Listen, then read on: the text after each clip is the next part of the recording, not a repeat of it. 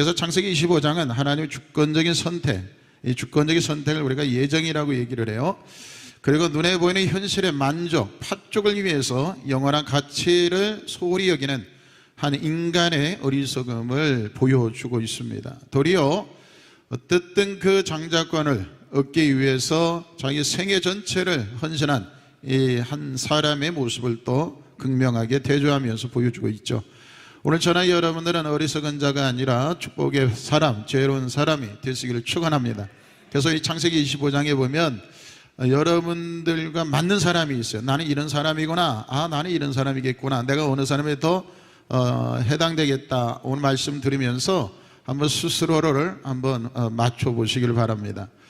구조적으로 보면요, 아브라함의 노년, 그리고 죽음, 그리고 매장의 1절에서 11절까지 나타나고 12절에서 18절까지 보면 이스마엘의 족보가 나옵니다. 약속의 성취가 되고요. 그 다음에 19절에서 26절까지 보면 이삭의 족보가 나옵니다. 하나님께서는 이스마엘에게 축복은 하시지만 그는 약속의 자녀로 삼지 않으셨고, 약속의 자녀는 이삭이라는 사람을 통해서 하나님이 약속하셨죠. 그래서 19절에서 26절까지는 이삭의 족보가 나오게 됩니다. 그리고 에서와 야곱의 성장, 그리고 장자권을 팥죽에 팔아버린 사건이 바로 27절부터 34절까지 나타난 25장의 내용입니다.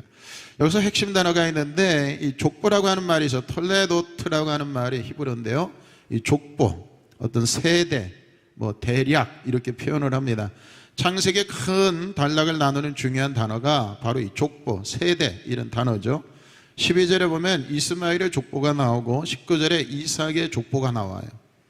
그래서 이 족보가 시작이 됐다는 말은 세대가 다시 새롭게 시작이 된 것을 의미합니다. 그래서 이 족보가 시작이 되면서 역사의 초점이 아브라함에게서 이어서 다음 세대로 완전히 이어져 가는 내용을 보여주고 있습니다. 그다음에 이제 베코라라고 하는 단어가 있는데, 이것은 장자의 명분, 이걸 장자권이라 얘기해요. 베코라. 당시 장자권은 아버지의 뒤를 이어서 가문의 영적 지도자가 되는 권위와 다른 형제보다 두 몫의 유산을 받는 물질적 특권을 포함했습니다. 그래서 구속사적으로 보면 아브라함의 언약을 계승하는 영적 특권을 의미하죠. 그래서 이삭의 아들 야곱과 에서의 모습을 보면 장자권을 에서가 가졌는데 그것을 이제 팥죽 한 그릇에 샀죠. 그리고 그 팥죽 한 그릇에 산 장자권은 그러면 재산도 2배가 되고 다 받아야 되는데, 이 재산이라고 하는 건 아브라함의 재산이 이어진 것도 있겠지만 그거는 22여 년 동안 그 아브라함의 집에서 에서가 그 자기들 부하들과 함께 지낸 세월이 20년이에요. 그러니까 20년 동안 야곱은 그 라반의 집으로 도망을 쳐서 거기에서 한 가정을 이루었고, 20년 동안에 이제 이삭이 죽고 그 에서가 20년 동안 그 아버지의 재산을 가지고 이제 사는 거예요. 그러니까 야곱에게 있어서는 2배나 더 받아야 되는 상속권자가 됐음에도 불구하고 재산상으로서는 아무것도 못 받았어요. 아무것도 못 받아요. 그래서 그에게는 어떻게 보면 그 원래 가지고 있던 상속권이 제로가 됐어요. 그런데도 불구하고 하나님이 그 야곱에게 그 2배나 더 받을 수 있는 장자권의 축복을 에서나 그 아브라함이 가졌던 것들은 에서가 다 소비를 해버렸기 때문에, 장악을 했기 때문에 가질 수가 없고, 하나님께서 20년 동안에, 그것도 14년 동안은 정말 고생했죠. 사기 결혼을 당하고 하는 과정에. 그리고 나머지 6년 동안에 그 2배뿐만 아니라 그보다 더 얼등하게 하나님께서 그에게 축복해 주셨어요. 그래서 이 물질적인 축복은 사람에게서가 아니라 하나님이 아브라함을 통해 이삭을 통해 이어진 것이 눈에 보이지는 않지만 그 영향력이 야곱에까지 이어져서 도리어 2배가 아닌 더 어마어마한 거부가 되게 하셨다라는 거죠. 이건 놀랍죠. 6년 동안에 그 라반이라는 사람 집에 그 재산보다 더 많이, 더 부자가 된 거예요. 그러니까 오죽하면 라반과 그의 형제들이 어쨌든 이것을 빼앗으려고 호신탐탐 노리고 있던 때에 야곱과 그의 가족들이 야밤도주를 해요. 네, 그래서 그런 일이 일어났던 이유가 이 재산을 뺏길 것 같으니까. 그래서 야밤 도주를 하고 어쨌든 하나님이 그렇게 축복을 하신 것을 보게 됩니다. 그래서 아브라함의 언약을 계승하는 영적 특권뿐만 아니라 그리고 물질적인 부분도 하나님이 그 아브라함에게 약속하셨던 대로 그대로 이루어졌다라고 하는 것이 정말 놀랍죠. 그리고 그 에서라고 하는 사람은 이삭이 가졌던 재산을 다 탕진해 버렸어요. 네, 그러니까 이 축복받은 사람은 이래든 저래든 축복이 되는 것 같아요. 그래서 우리가 축복이 계속 이어지도록. 그런데 반대로 이삭의 축복이 야곱에게 약속했으니까 그 약속이 계속 이어졌으면 또 얼마나 더 좋았겠어요. 그런데 그걸 그냥 20년 동안 에서는 사실 하나님을 섬기는 사람이 아니거든요. 그리고 축복이라고 하는 어떤 예언적인 면에서 보면 배제가 된 사람처럼 보이잖아요. 근데 그 사람이 다 그냥, 그러니까 좀 너무 아깝죠. 너무 아까워요. 참 안타까운 일입니다만은, 그래서 우리가 축복은 계속해서 이어져야 되고, 뭐 사명도 마찬가지고, 또 영적 유업이 계속해서 이어지고 그렇게 되면 좋겠다라는 생각이 듭니다. 그 다음에 이제 그 멸시한다는 말이 있어요. 바자라고 하는, 우리가 바자회 할 때 바자, 한국어로 바자인데 이 히브리어가 바자예요.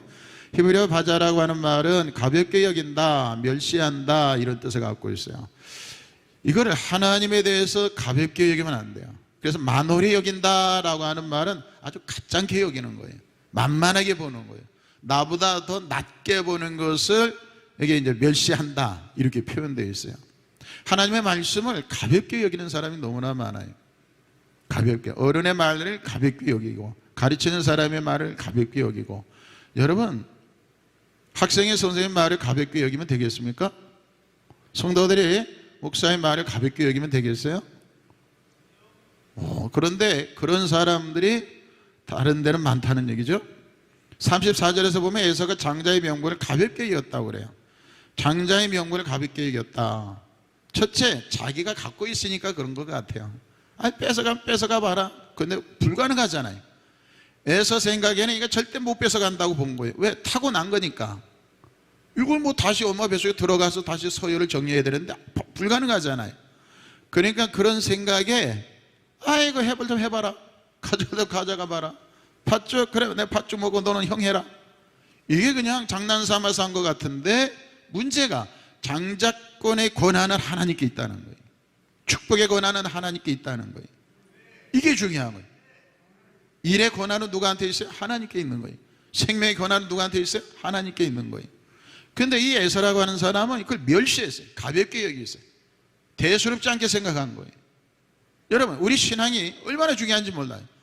믿음을 제대로 가져야 구원을 받아요. 예수 그리스도를 제대로 믿어야 구원을 받아요. 하나님의 성령 내 안에 떠나면 그 사람은 그냥 알맹이 없는 쭉정이가 되는 거예요. 그런데 그걸 대수롭지 않게 여기는 거예요. 순종하는 걸 대수롭지 않게 여기니까 어떻게 됩니까? 사유왕이 되는 거예요. 그 하나님 말씀에 불순종해 버렸어요. 자기 생각이 옳다는 거예요. 자기 생각이 이런데, 이러면서 그게 어떻게 보면 맞는 소리인 것 같기도 해요. 똑똑한 것처럼 보여요. 지금 물질이 필요하니까, 지금 이게 필요하니까. 사유왕은, 그런데 그 안에 숨겨져 있는 죄가 있어요. 그게 뭐냐? 불순종이라고 하는 거예요. 하나님을 멸시한, 하나님 말씀을 멸시한 거예요. 자기 생각이 더 뛰어나다고 생각한 거예요. 그럼 뛰어나면 뛰어난 결과가 있어야 되는데 그렇지도 못하잖아요. 시원찮은데도 불구하고 자기가 더 똑똑하다, 자기가 더 대단하다.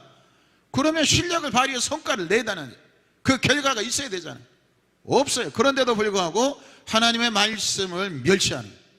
그러면서 죽을 때까지 나는 대단하고 내가 최고고 이렇게 생각하는 것이 교만이고, 그것이 바로 사울왕의 망함이었다라는 거죠. 그 장자 명분을 가볍게 여겼다. 우리에게 주어진 시간 가벼운 게 아닙니다. 굉장히 중요한 시간이에요. 물맷돌 하나가 얼마나 중요한지, 그 국가의 위기에서 기회가 되고 그 다윗을 출세하는 길이 열려요. 돌멩이 하나에, 돌멩이 하나가 이스라엘 국난에서 구원을 해요.